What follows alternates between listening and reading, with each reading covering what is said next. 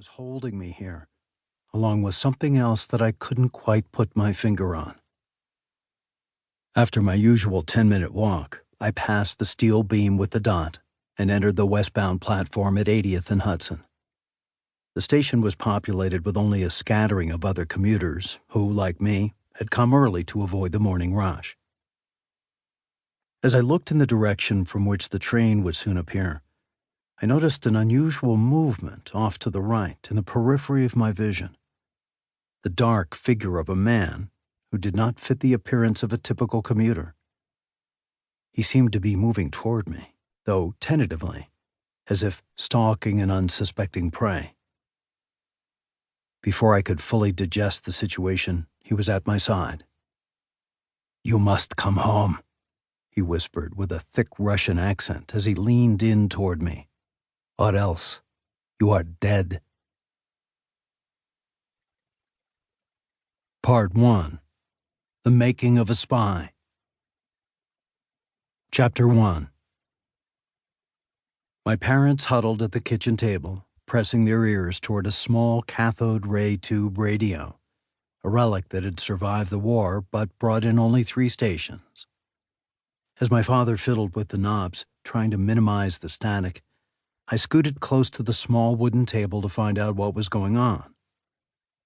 My mother rocked my baby brother, shushing him gently so we could make out what was being said on the radio.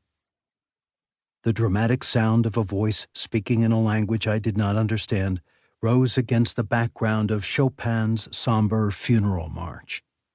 The equally gloomy German translator was heard on top of that.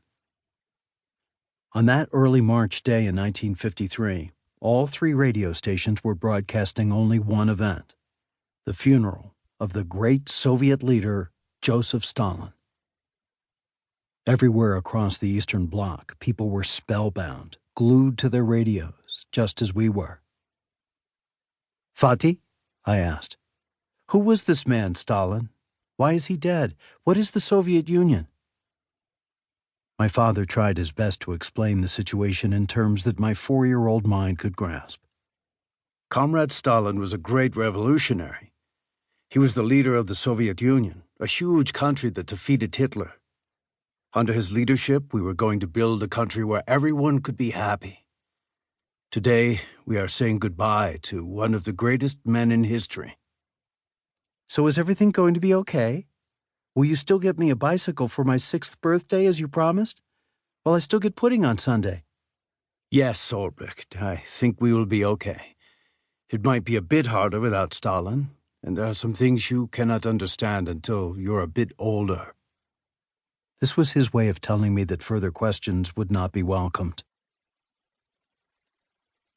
Discovering my roots and heritage came to me in increments over the years. Some remembered, some overheard, and some retold when I was old enough to ask.